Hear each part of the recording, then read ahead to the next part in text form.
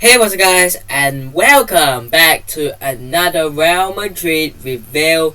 Slightly more positives to talk about in today's review because we got the win away against Athletic Club Bilbao or Athletic Bilbao. So I don't know why I keep saying the word club. I don't know.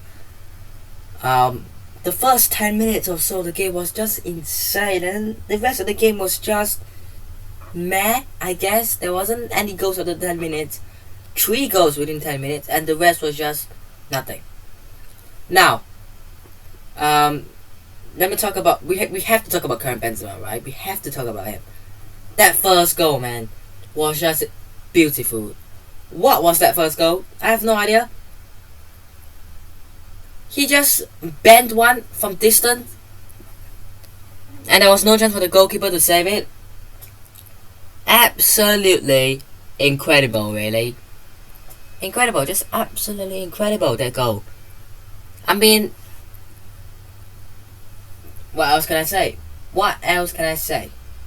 And then second goal, there were, I guess, people were saying it's off, but you need to realize that when the ball went through, it actually took a touch off the defender, right? So the defender had a touch to it. And I think, I'm not fully I think the rules is if it takes a touch of the defender, it doesn't actually, mean anything. So whether you're off, if it takes a touch of the defender, doesn't matter. Right, but if the pass goes through and you're off, it's off. And again, Benzema, 2-0. We were looking great. I was actually streaming when this game happened. By the way, talking about streaming, my Twitch link down in the description below. Come check me out. We have got live stuff every day, most likely. And then I was just playing some games, you know what I mean, FIFA. And then 2 minutes later on, I was like, oh my god, there's a notification on my phone. Bilbao scored. What a goal that is. No chance Courtois was gonna save that. That was a really good goal. I know he hit the post and went in, but that was a really, really good goal. And then I was like, please don't concede another one. Please, we don't need to drop points. Can we score? Not so sure. I will take a 2-1 win at this rate. Just don't concede. And bang. There you go. 2-1 win away from home. 2 actually really good goals. I would say our first goal, Benzema's first goal, and their goal were some absolutely brilliant goals. And I was actually I guess, what's the word? I was surprised we managed to score 2 in 7. I was really surprised, considering we couldn't score against Cardiff. To being able to score 2 in 7 is just incredible. Now, Benzema, what a performance he had. Recently turned 34 and 2 goals. 2 goals. He's not gonna slow down, you see. He's not gonna slow down. There's no stopping this guy. Karim Benzema will be a Real Madrid legend. He will, right? Whether you want to say he's the best of all time, I don't think anyone would say that. But whatever, he has to be considered as one of the best of the club. No, actually, he has to be considered as one of the best to play for the club. But whether he's the best at the club of all time, I don't know. I don't think so. I think it's a bit too far. I wouldn't say he's the best of all time at the club, but one of the best of all time at the club is more than good enough. Really shown it, really. And yeah, there was just a lot of players missing, right? We talked about this before. Obviously the same players. We had Lunin, Asensio, I can't remember now, Rodrigo, Bale, Marcelo, Modric. Who else was? Casemiro was out, I believe. Who else was not in there? Arribas, I believe he was actually going to travel, but he was tested positive. And then somewhere in the middle of a game, Rodrigo was tested negative. I don't know why they're doing a test in the middle of a Real Madrid game when they were playing in the middle of it, but cool, right? So obviously we knew that this was not gonna be an easy game. This was gonna be a really difficult. Oh, as well, Alaba. What a big loss that was. Without Alaba, big loss. and still won, right? We had to play Nacho. So we had our goalkeeper Courtois. Right back, Lucas Vázquez, obviously Carvajal was injured. We had Militao and Nacho. Obviously Nacho, in my opinion, still a good player, but to a certain extent. I don't think he's as good as Alaba, no chance, but still good, I guess, to come in for a game or two, right?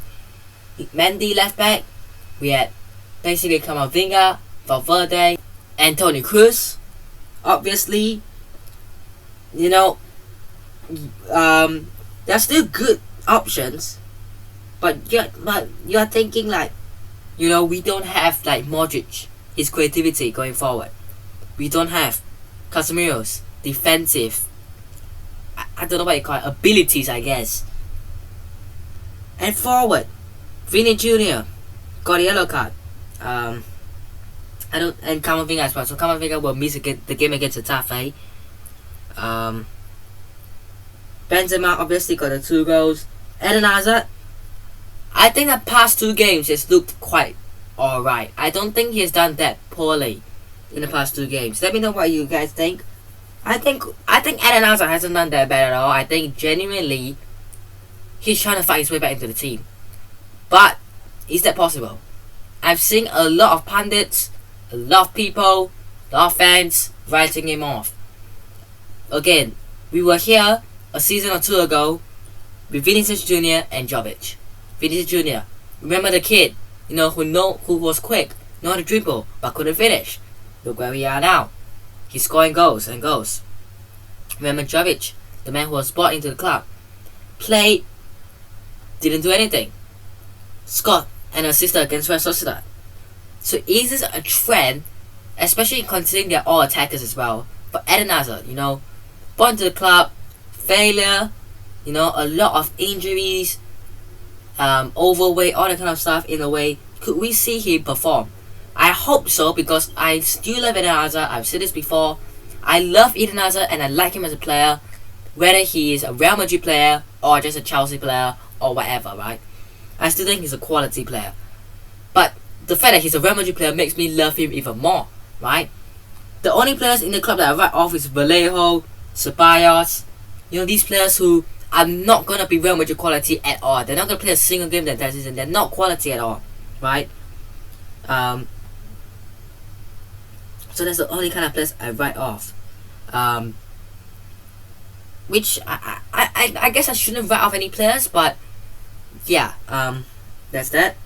So you can see that we had a really weak team. On the bench, Jovic, Mariano, Vallejo, Blanco, Miguel, and then basically just, you know, some of our backup, like not backup, but like just from Real Madrid Castilla, right? The ones that are less heard of, I guess. So you can see how much or how big this impact has made on our team. But again, this performance is so much better. 3 points in the bag, so much better than the game against Cardiff. I'll take this every day of the week. This kind of performance. The game against Cardiff was, I think, a one-off. You know what I mean? I think it's gonna be hard to see us do this again, against Cardiff. You know, 0-0 draw. I don't think we're the kind of team who don't score goals. But I think, how many games have we not scored? Cardiff, right? And then, which game did we not score? Osasuna in October. September against Villarreal. Cool. And then all the way to preseason against Milan. So you're only looking 3 games, including the Cardiff game, this entire season, against Villarreal, against Cardiff and Osasuna, that we didn't actually score goals, which is actually quite rare. And continuing in September, and then to October, and then to December, it's about a month time. So we don't do this occasionally. It's about a month or so every time. So yeah, it's rare. I think that's a one-off for now. Hopefully we don't see that again. But hey, in terms of the stats, they had more shots, way less on target. They had 2 on target. We had 7. We had more of the ball. We made more passes, better pass accuracy. They made more fouls. Both teams had 2 yellow cards. And yeah, they had 7 corners. We had none. Literally, they had 7. We had none. And with this win.